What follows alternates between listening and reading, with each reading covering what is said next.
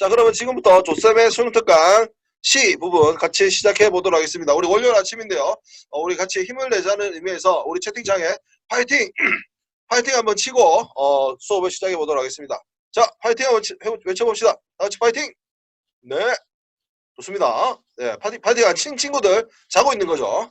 여러분들 자지 마시고 잠을 깨면서 채팅창에 열심히 파이팅을 한번 쳐보시기 바랍니다.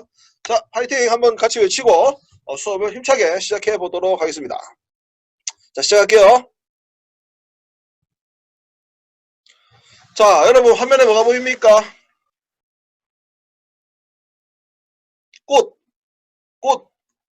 꽃과 또 꽃 말고 나비가 보이죠? 네, 꽃과 나비가 보입니다. 선생님이 오늘 여러분들과 함께 수업을 시작할 때 어떻게 하면 여러분들이 시라는 장르를 좀 더 쉽게 접근할 수 있을까를 고민을 해봤습니다. 사실 여러분들이 그 문학에서 시를 만나게 될 때 이 시 문제를 진짜 못 푸는 사람들이 있어요. 왜 못 푸느냐 하면은 이 시가 우리가 일반적인 쓰는 언어와는 굉장히 다르게 쓰여져 있다는 건 알지 않습니까? 우리가 시에서 사용하는 단어들을 두 글자로 뭐라 부르죠? 시에서 사용하는 단어들 뭐라고 부르죠? 그렇죠. 시어라고 부릅니다. 그러면 시에서 사용하는 단어 말고 우리가 일상적으로 사용하는 단어는 세 글자로 뭐라 부릅니까? 뭐라고 부릅니까? 일상적으로 사용하는 단어 세 글자. 시어 말고 세 글자. 그렇지. 일상적이니까 일상어가 되겠지. 자, 일상어와 이제 시어가 차이점이 있는데요. 여러분들 일상어에서 우리가 일반적으로 단어를 쓸 때 사용하는 의미들을 사전에 있는 의미 그대로 쓴다고 해서 사전적 의미라고 중학교 1학년 때 배웠습니다. 이제 중학교 1학년이 먼 아득한 옛날이죠. 그러면 우리가 시에서 사용하는 단어들은 일상적인 의미로 사용되지 않는다라고 하면서 시에 사용되는 단어들은 적 의미를 갖고 있는데 뭡니까? 무슨 의미를 갖고 있습니까? 시에 사용되는 단어들. 히읗으로 시작합니다. 히읗 무슨 그렇지. 함축적 의미를 갖고 있습니다. 함축적 의미. 시에 사용되는 단어들은 어떤 원래 상징적 의미, 함축적 의미, 그러니까 일상어는 우리가 사용하는 언어 그대로 의미 그대로 사용되지만 시에 있는 단어들은 우리 단어 뜻 그대로 사용되는 시어들도 있지만 뭔가 다른 내용들이 추가되어서 사용되고 있다는 것. 이거를 여러분들이 생각을 하고 시에 접근을 해야 됩니다. 그래서 우리가 일상어에서 나비가 난다라고 했을 때 나비는 진짜 그 버터플라이 그 나비지만 시에서 나비라고 하면 버터플라이 이상의 의미 혹은 버터플라이 의미가 아니고 다른 의미로 사용될 수도 있다. 요거를 전제하고 나가는 데서부터 시의 해석의 출발이 들어갑니다. 그래서 여러분들 시에 나와 있는 그 단어 그 자체로 보면 안 되고요. 뭐 질문을 던지면서 요건 도대체 무슨 의미일까? 요거에 접근하는 것이 중요한데 질문을 던지기 전에 해야 될 일이 먼저 있어요. 지금부터 선생님이랑 짧은 시를 통해서 그 시에 어떻게 들어가는지를 같이 한번 들어가 보도록 하겠습니다. 자, 여러분에게 시를 한 편 소개해 볼게요. 선생님이 좀 좋아하는 시 중에 하나인데요. 선생님이 낭독할 테니까 여러분들도 눈과 마음으로 같이 한번 읽어보도록 하겠습니다. 삐뚤삐뚤 날면서도 꽃송이를 찾아 앉는 나비를 보아라 마음아 라는 시입니다. 다시 한번 삐뚤삐뚤 날면서도 꽃송이를 찾아 앉는 나비를 보아라 마음아 라는 시예요. 혹시 이 시 들어본 적 있는 사람 한번 손 들어볼래요? 이 시를 전에도 들어본 적 있다.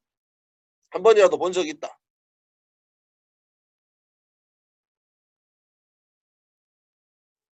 없나요? 사실 여러분들이 웹툰이라든지 넷플릭스 이런 건 자주 봐도 시를 잘 보진 않죠. 선생님도 마찬가지입니다. 선생님도 수업 준비 안 하면 시를 거의 보지 않는 사람입니다. 그래서 어젯밤에도 여러분 선생님 넷플릭스를 보다가 늦게 잤습니다. 여러분들도 선생님과 별반 다르지 않을 거라고 생각해요. 여러분들이 시를 막 이렇게 찾아보는 어떤 문학 소녀 이런 사람들이 사실 잘 없죠. 왜냐하면 일단 재미가 없고 잘 안 받아들여지니까. 근데 여러분들 그 나이가 들면 시가 조금씩 이해가 되기 시작해요. 저번에 얘기했지만 이 시는 있잖아요. 어떤 경험이 있어야지 그 감상이 되거든요. 선생님은 사실 이 시를 처음 봤을 때 굉장히 좀 뭐라고 해야 될까요? 막 가슴에 이렇게 팍 와닿는 뭐 그런 것도 있었어요. 여러분들 중에도 이 시를 읽고 몰랐지만 선생님이 한 2번 정도 낭독을 해줬는데 가슴에 탁 와닿는다 이런 사람 없나요? 혹시 없나요? 뭔가 가슴에 느껴지는 게 있다 이런 친구 없어요? 선생님이 고개를 계속 이쪽을 쳐다보는 이유가 여러분 채팅창이 지금 선생님 이쪽에 있거든요. 그래서 여러분들 자꾸 보는데 지금 뭔가 반응이 없어서 아무도 없네요. 알겠습니다. 그러면 선생님이랑 실 한번 해석해 보면 또 이렇게 느껴지는 친구가 있어요. 아니, 저번에 수업을 하고 나서 수업 내용에 대해서 느낀 점과 깨달은 점을 쓰라고 했더니 수업 내용을 쓴 친구도 있지만 이 시가 굉장히 자기한테 와닿았다는 친구들도 있더라고요. 아마 여러분들 중에서도 그런 친구가 있지 않을까 생각이 됩니다. 자, 이 시는요. 한민복 시인의 나를 위로하며 라는 시입니다. 이 한민복 시인이 또 시로 요즘 굉장히 좀 이렇게 많이 알려진 시인인데요. 뭐 여러분도 모를 수도 있겠지만 네. 자, 이 시를 같이 이해를 해보면 여러분들 이 시가 가면 모르겠고 감동도 없는데 어떤 내용인지 좀 파악되는 친구들은 있습니까? 일단 아는 친구들 없다. 그렇다고 감동이 느껴지는 친구도 없다. 자, 그러면 어떤 이 시가 해석이 되는 친구는 있나요? 쌤, 나 이 시 해석됩니다. 있나요? 없나요? 없다 치고 네, 수업 도입 부분에 한참 걸리네요. 그죠? 그러면 여러분 없다 생각하고 선생님이 차례 차근차근 풀어주도록 하겠습니다. 자, 우리가 있잖아요. 시를 해석할 때 첫 번째가 뭐냐면 아까도 얘기했지만 시가 무슨 의미를 가지고 있댔어요. 시어들이 무슨 의미? 함축적 의미. 여러분들 채팅 치셔야 됩니다. 수아가 쳤다고 해서 다른 친구도 안 쳐도 되는 게 아닙니다. 여러분들이 모두 채팅을 치면서 수업을 하셔야 됩니다.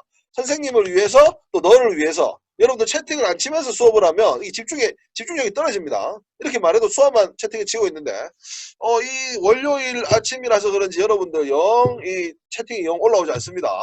자꾸 이렇게 하면 선생님 목요일 거 녹화해서 월요일 날 틀어줍니다. 여러분들 살아 있습니까? 수업 듣고 있나요?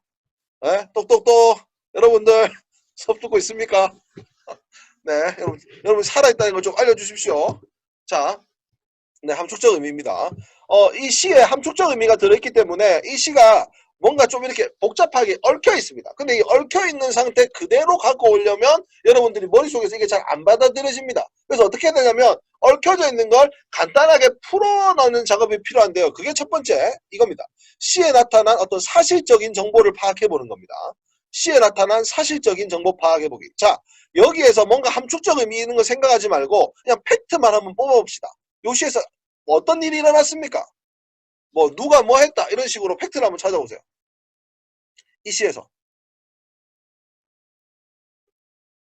누가 뭐를 했다 뭐 이런 거 간단하게 누가 언제 무엇을 나비가 꽃송이를 찾아간다 좋아요. 요런 게 여러분 나비가 꽃을 찾아다닌다 좋습니다. 나비가 꽃을 찾아 앉는다 그렇습니다. 요게 여러분들 시에 나타난 정보를 파악하는 겁니다. 근데 여러분들 시를 생각할 때 정말 중요하게 생각할 게 한 게 있는데요. 우리가 시인이 있고요. 시인이 우리한테 이야기를 하는 것 같지만 사실상 시인이 시 안에 있는 어떤 대리인을 통해서 우리한테 이야기를 하잖아요. 그 대리인을 두 글자로 뭐라 부릅니까? 시인의 대리인. 시 속에서 우리한테 말해주는 사람. 그렇습니다. 화자. 그렇죠. 화자. 여러분 화자가 시를 해석하는 정말 키포인트인 시가 많거든요. 그러면 요 시에도 화자가 있을 거 아닙니까? 이 시의 화자 지금 뭐하고 있을까요? 이 시의 화자는 무엇을 하고 있습니까? 나비를 보고 있다. 그렇지. 요거를 찾아내는 게 이 시의 첫 번째 키워드입니다. 화자가 나비를 보고 있다고 팩트가 나와 있지 않지만 여러분들이 이 시를 읽어보면 화자는 들판을 쳐다보고 있다. 들판을 쳐다보다가 나비를 봤다. 요 사실을 깨달을 수가 있습니다. 자, 보세요. 화자는 꽃밭에 있는 나비를 보고 있었다. 이거 찾을 수 있죠. 사실적인 정보죠. 이 시에서 발견할 수 있는 사실적인 정보입니다. 맞습니다. 화자는 꽃밭에 있는 나비를 보고 있었어요.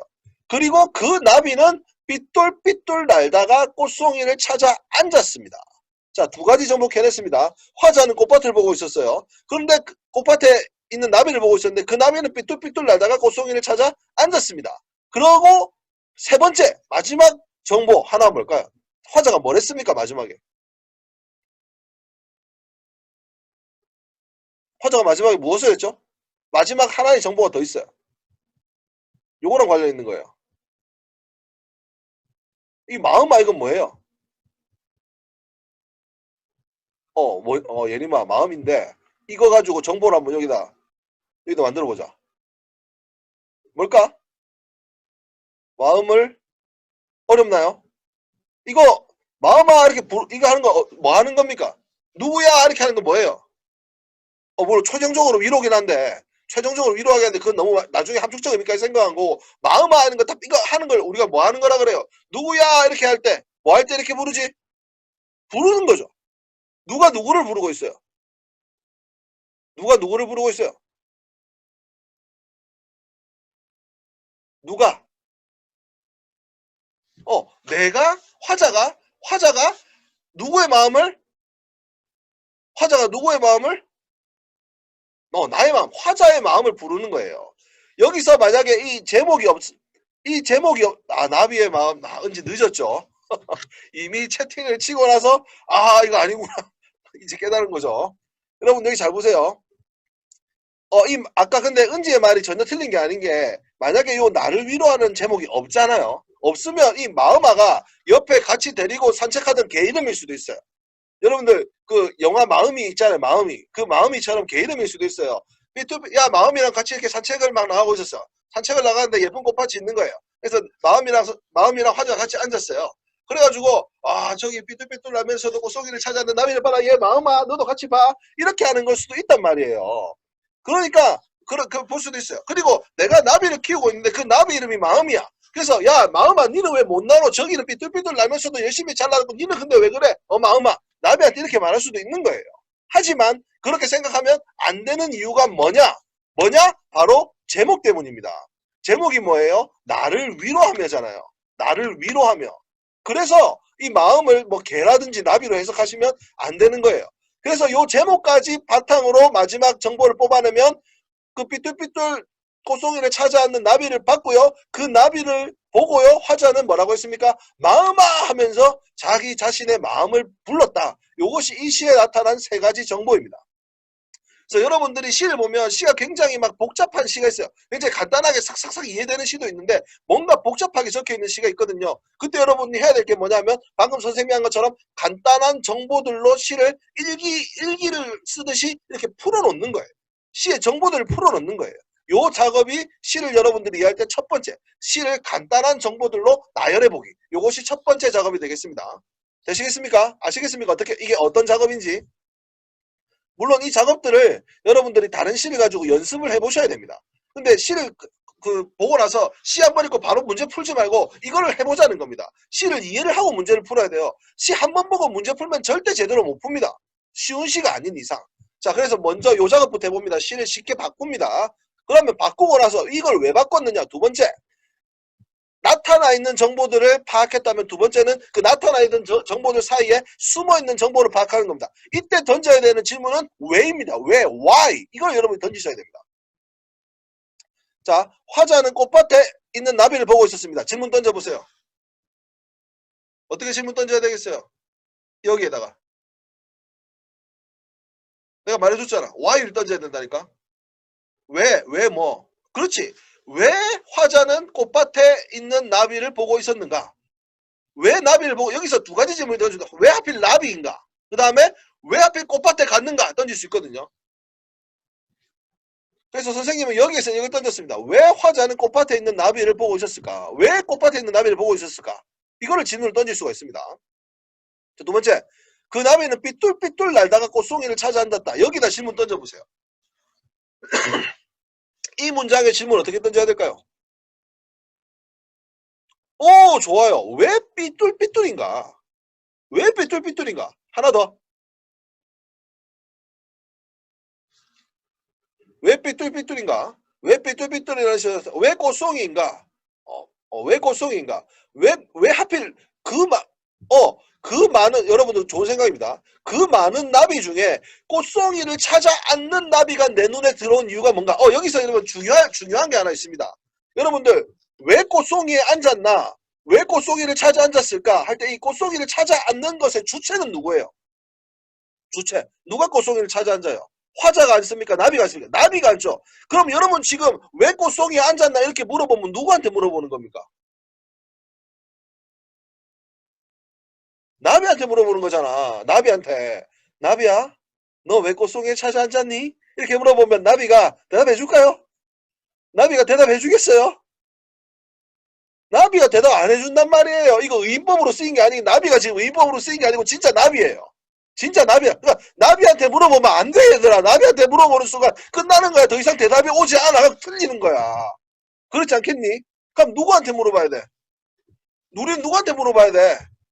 화자한테 물어봐야 되잖아. 화자한테. 그러니까 이렇게 물어봐야지. 왜 하필 꽃송이를 찾아 앉는 나비가 눈에 들어왔나? 시인한테 물어본다면 왜 하필 꽃송이를 찾아 앉는 나비라고 썼나요? 이렇게 물어봐야 대답을 들을 수가 있단 말이에요. 나비한테 물어보면 안 돼요. 물론 그 나비가 의인법으로 사용된 나비라면 물어볼 수 있겠죠. 하지만 여기는 진짜 나비거든요. 그럼 물어보면 안 되는 거예요. 왜 하필 꽃송이를 찾아 앉는 나비인가? 왜 그 나비가 눈에 들어왔는가? 왜 시인은 꽃송이를 찾아 앉는 나비라고 썼는가? 이렇게 질문을 해야 우리가 대답을 들을 수 있다는 겁니다. 세 번째, 아까 세 번째 팩트였습니다. 나비를 보고 화자는 자신의 마음을 불렀어요. 뭐라고 질문해야 돼? 딱 하나밖에 없잖아, 질문. 여기서 뭐라고 질문할래?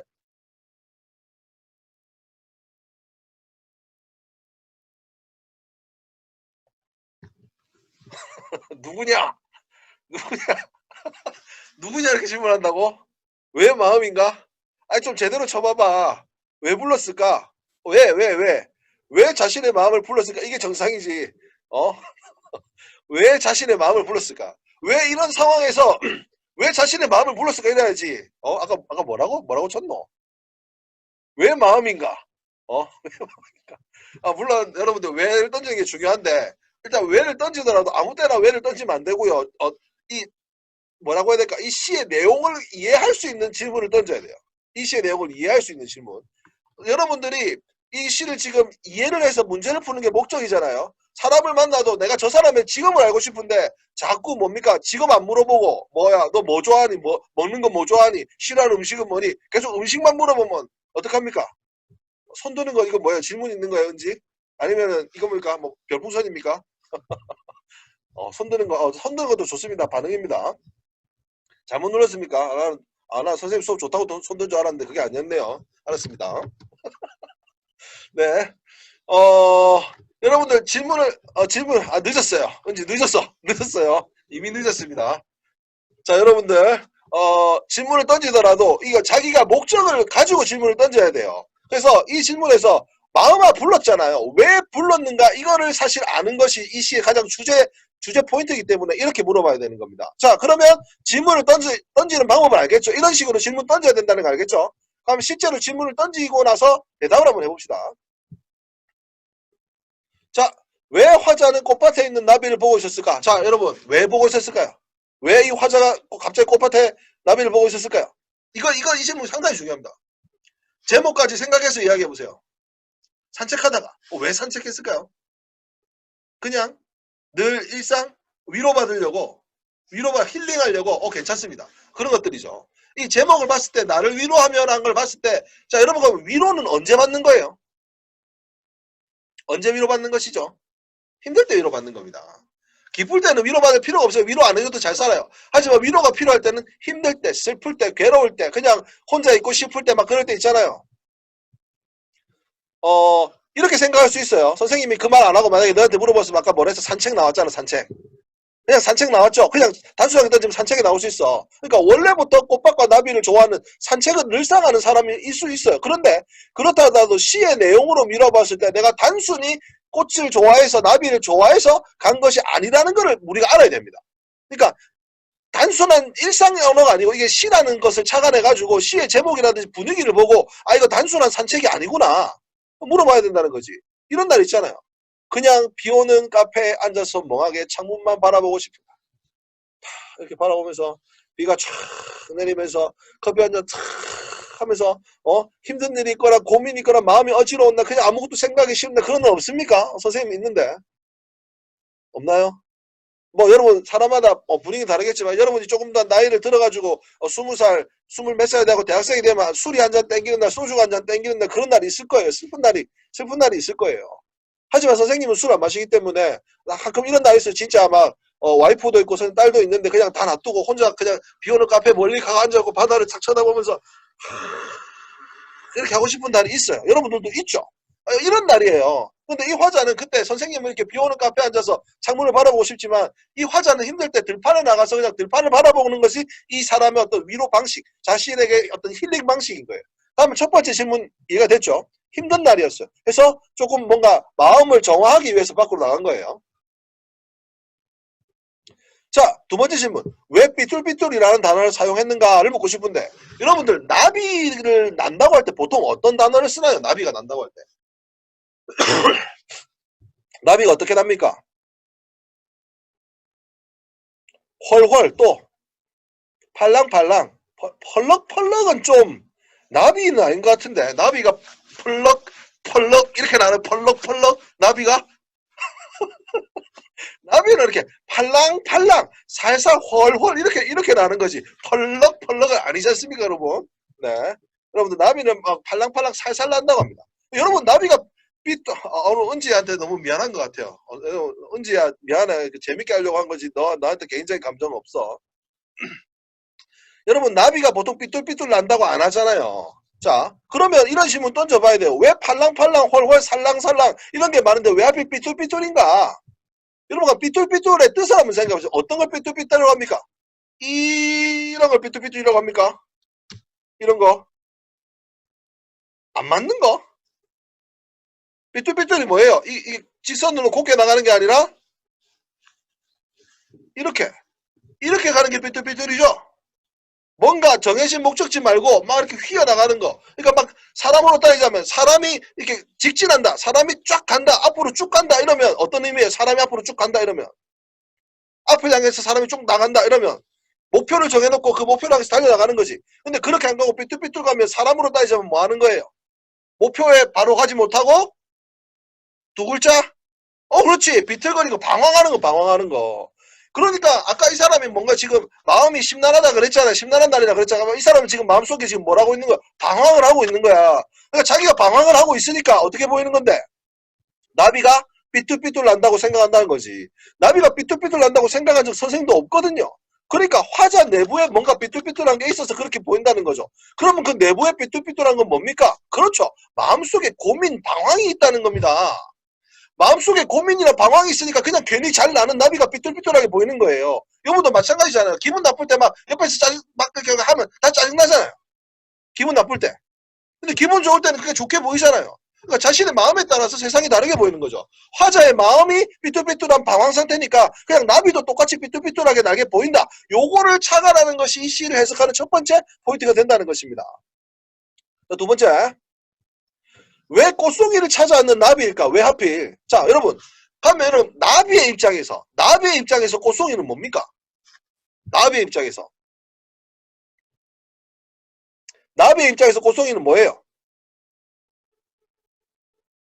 그렇지. 목표물이라고 목적이라고 볼 수 있겠지. 나비가 꽃송이에 가는 이유는 뭐지? 나비가 꽃송이에 가는 이유. 꿀 먹으려고 가는 거예요. 그러니까 결국 나비는 꽃송이에 꿀이라는 목표가 있고 그 꿀을 찾아가기 위해서 삐뚤삐뚤 나지만 결국은 목표물을 찾아 앉았다는 겁니다. 그런데 여러분 여기서 중요한 거 아까 내가 얘기했는데 나비한테 물어보면 안 된다고 했어요. 이 시의 제목이 나비가 아니에요. 나는 아름다운 나비, 이 나비가 아닙니다. 이 시의 주제는 나를 위로하면 되거든요. 그러니까 결국 이 나비를 통해서 시인이 위로를 받는 게 목적이기 때문에 이 나비를 통해서 위로를 받은 거예요. 그러니까 이 나비에 집중하면 안 되고 나비의 속성에 집중을 해야 된다는 것이지. 제목은 나를 위로하며 위로가 뭔데? 기분이 안 좋을 때 달래주는 거. 그러니까 누구를 위로합니까? 나를 위로하죠. 뭘로 위로합니까? 삐뚤삐뚤 날면서도 꽃송이를 찾아앉는 나비를 보니까 마음이 생각나면서 내가 위로가 되는 거예요. 이게 과연 뭘까? 삐뚤삐뚤 날면서도 꽃송이를 찾아앉는 나비는 어떤 나비? 뭐를 달성한 나비? 목표를 달성한 나비. 목표를 달성한 나비를 보니까 내가 어떻게 된다는 거지? 목표를 달성한 나비를 보니까 내가 위로를 받을 수 있다는 겁니다. 목표를 달성한 나비를 보자. 그 다음 하는 일이 뭡니까? 시인이 하는 일이 뭡니까? 삐뚤삐뚤 날지만 꽃송이를 찾아앉는 나비를 보아라! 하고 그 다음 시인이 하는 일이 뭐였어요? 화자가 한 일이 뭐였습니까? 마음아! 부르잖아. 신나네. 내가 심란하단 말이야. 막 이렇게 힘든 날이에요. 그래서 들판에 찾아갔어요. 나 정말 힘들다. 나 어떻게 살지? 나 정말 혼란해. 하고 있는데 나비 한 마리가 화재 앞으로 살랑살랑 지나갑니다. 하지만 화자에게는 그 살랑살랑 나는 나비가 나비로 보이잖아요. 살랑살랑 나는 게 아니고 삐뚤삐뚤 나는, 아이고 저 나비도 내처럼 참 삐뚤삐뚤 나네 이렇게 생각하는 거야. 그런데 그 삐뚤삐뚤 나던 나비가 슉 날아가지고 꽃송이에 팍 앉는 거예요. 그 순간 화자에게 팍 온 겁니다. 아! 그리고 화자가 자신에게 마음에게 외치죠. 마음아 봐라. 마음아 봐라 이렇게 된다는 겁니다. 왜 자신의 마음을 불렀을까? 왜 이 꽃송이를 보고 자신의 마음을 지금 왜 부른 것 같아요? 선생님이 거의 다 얘기해 줬어. 마음 보고 어떻게 하라는 거야?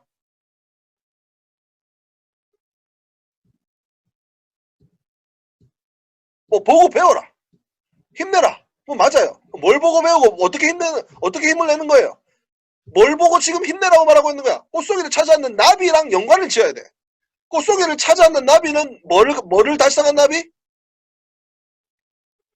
목표를 달성한 나비를 보고 마음을 불렀다고. 그럼 나도 어떻게 하고 싶은 거야? 나도 어떻게 하고 싶은 거야? 내 마음도 어떻게 했으면 좋겠는 거야? 그렇지. 목표를 달성하고 힘을 내라. 방황하지 말고 나도 목표를 이루고 싶다. 저 나비도 목표를 달성 나가는데 너라고 못할 게 뭐냐? 그렇지. 너 지금 방황하게 삐뚤삐뚤 날고 있지만 너 결국 목표를 달성할 수 있을 거야. 그런 거를 지금 누구한테 마음한테 얘기하고 싶은 거예요.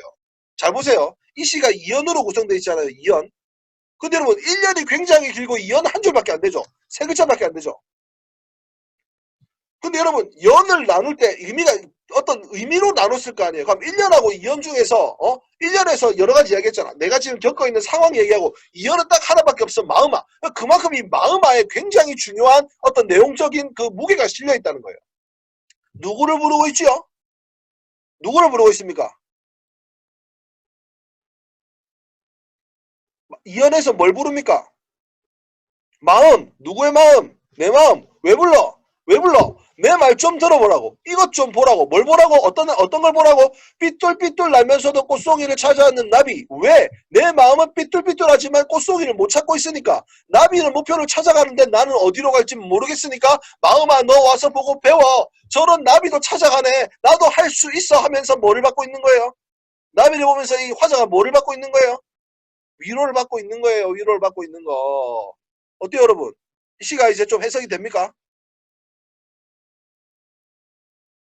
굉장한 시라니까요 여러분. 다시 한번 읽어볼까요? 다시 한번 읽기 전에 결국 하면 이 시인이 말하고자 하는 바가 뭡니까? 시인이 화자를 통해 궁극적으로 말하려고 하는 것, 우리한테 이 시를 쓴 이유, 이걸 바로 주제라고 합니다. 그러면 이 시인이 이 시를 통해서 우리한테 말하고 싶은 건 뭐겠어요? 너희들도 뭐 해라. 시인은 고민이 있었어요. 나비를 보고 그 나의 갈팡질팡하는 고민이 더 확실해졌죠. 그런데 그 나비가 나와 비슷하다고 생각했지만 그 나비는 삐뚤삐뚤 날아도 목표를 찾아가는 거예요. 그런데 내 마음은 삐뚤삐뚤해서 안정이 안 되거든요. 그러니까 답답한 거예요. 그래서 뭡니까? 결국 목적을 찾아가는 나비처럼 내 마음도 삐뚤삐뚤하고 고민이 많고 방황을 하고 싶지만 너도 이 나비처럼 나도 뚜렷한 길을 찾아가고 싶다. 마음아 저 나비를 보고 배우자라고 얘기를 하는 것. 이것이 바로 은지 좋아요. 실패하고 방황해도 괜찮다. 목표를 향해 힘내라. 어디 갔노? 잘 찾았어요, 은지. 아주 주제를 잘 파악했습니다. 여러분들도 은지처럼 생각했죠? 사실 이 시의 주제가 사실 선생님이 여러분한테 하고 싶은 말이기도 합니다. 물론 오늘 선생님이 어떤 시를 해석하는 방법을 알려주기 위해서 이 시를 선택했지만 사실 여러분들 이 고3이고 코로나 때문에 굉장히 좀 마음속에 방황과 고민이 되는 순간들이 있었을 겁니다. 하지만 여러분 나비는 삐뚤삐뚤 나면서도 꽃송이를 찾아 앉습니다. 여러분들도 할 수 있습니다. 그래서 선생님이 여러분한테 이 시를 소개를 해준 거라고 할 수 있겠습니다. 다시 한번 읽어볼까요? 삐뚤삐뚤 날면서도 꽃송이를 찾아 앉는 나비를 보아라 마음아 나를 위로하며 한민복 시인의 시였습니다. 자 여러분들 처음 볼 때랑 지금 다시 볼 때랑 시가 많이 다르게 느껴지죠? 처음 볼 때랑 지금이랑 이 시를 보는 눈이 많이 달라지지 않았나요? 똑같나요? 똑같았으면 선생님 한 시간 동안 헛짓한 거고 아무도 반응이 없네. 달라졌습니까? 확실히 이제 시가 좀 눈에 들어옵니까? 이게 뭡니까? 시를 해석하는 겁니다. 그냥 그 복합적으로 나와 있던 어떤 복합적으로 얽혀있던 시를 풀어서 단순한 정보를 나타내고 그 정보 안에 숨어있는 것들을 질문을 던지고 그 질문을 던져서 내 머릿속에서 다시 한번 결합시키는 거예요. 이게 시를 해석하는 방법이 되겠습니다. 여러분 할 수 있겠습니까? 하실 수 있겠어요? 네, 처음에는 조금 어려울 수도 있겠지만 이렇게 시를 조금 더 해석해 보려고 하는 노력들이 쌓이면 여러분들도 분명히 잘 할 수 있을 거라고 생각합니다. 자, 여러분들 그 수능 특강 펴보시면 8쪽, 그 다음에 9쪽, 10쪽, 11쪽, 12쪽, 13쪽에 보면 시에 관한 이론들이 간단하게 정리되어 있습니다. 선생님이 다음 시간에 이렇게 시의 표현과 방식, 시의 내용에 대해서 이론을 정리를 해줄 겁니다. 하지만 이런 이론들을 배우기 전에 선생님이 오늘 여러분한테 제시한 이 방법만 써도 충분히 시를 70% 이상은 해석해낼 수가 있습니다. 그래서 여러분들 잘 해석이 되는지 연습을 하기 위해서 여러분들 지금 선생님 크롬 화면으로 바뀌었죠? 여러분들 수업에 보시면 여기 이제 과제가 나와 있습니다. 여러분들은 과제를 하는 것이 좋지 않겠지만 여기 아니고 잘 보세요. 수업을 듣고 깨닫게 된 점이나 느낀 점을 간단하게 적습니다. 첫 번째 슬라이드에. 그 다음에 EBS 수능 특강 문학 9쪽에서 13쪽을 직접 풀고 아래 양식에 맞춰 제출합니다. 사진은 회전해서 목이 안 돌아가게 해달라는 말이 뭐냐면 이렇게 사진 찍으면 이게 이렇게 두 쪽이 나오게 사진을 찍어야 되는데 찍다 보면 이렇게 찍는 아이들이 있어요. 요렇게 사진 올리지 말고 요렇게 올려달라 이 얘기입니다. 그리고 여러분들 풀다 보면 질문이나 어려운 게 있을 수 있습니다. 그럴 때는 그 질문을 옆에 보면 과제 올릴 때 보면 옆에 댓글 다는 란이 있습니다. 맞죠? 거기다가 댓글로 질문을 해주시면 선생님 읽어보고 답을 해주도록 하겠습니다. 자, 양식은 이렇게 생겼습니다. 일단 오늘 수업을 듣고 느낀 점이나 깨달은 점을 이게 첫 번째 슬라이드거든요. 첫 번째 슬라이드. 여기에다가 여러분들 수업을 듣고 깨달은 점을 여기다 바로 치시면 됩니다. 그 다음에 두 번째 슬라이드부터 선생님 여기 설명해 놨거든요. 이런 식으로 여러분들이 9쪽부터 13쪽까지 쫙 펴면 됩니다. 9쪽, 10쪽, 11쪽, 12쪽, 13쪽 세 장 찍으면 되겠네요. 그죠? 한 페이지씩 찍지 말고 이렇게 쫙 눌러가지고 여러분 손 나오게 이렇게 쫙 펴가지고 이렇게 여기 새 슬라이드 하면 슬라이드 추가됩니다. 그리고 여기에 이미지 삽입 기능 이용하면 여러분들 찍은 이미지를 바로 넣을 수가 있습니다. 폰으로도 할 수 있고요. PC로도 할 수 있습니다. 그래서 여러분들 요 과제가 언제까지 마감이냐면 4월 15일이 언제입니까? 수요일 총선하는 날입니다. 그날은 휴일이기 때문에 근데 가급적 오늘 하는 게 제일 좋습니다. 수업을 딱 들었을 때 제일 생생한 느낌을 가지고 오늘 푸는 게 제일 좋기 때문에 오늘 하시고 혹시라도 오늘 특별한 어떤 일정이 있어가지고 안 되는 친구들은 수요일날 하라 이 말이 되겠습니다. 자, 여러분들 과제 확인 다 했습니까? 오케이. 오늘 그 심화국어 요반은 선생님이랑 처음 수업을 했는데 여러분들 월요일 아침이지만 이렇게 채팅도 활발하게 쳐주시고 재밌게 반응을 해주셔서 선생님 너무나 감사하게 생각하고 있습니다. 선생님도 여러분에게 좋은 수업을 하기 위해서 열심히 노력을 하고 있는데 오늘 수업이 여러분들의 시를 해석하는 어떤 그런 스킬에 조금이라도 도움이 되었으면 하는 바람으로 오늘 1교시 수업은 여기서 마치도록 하겠습니다. 자, 아무튼 여러분들 오늘 1시간 동안 고생 많았습니다. 우리 다음 시간에 만나요. 안녕. 빠이빠이. 우.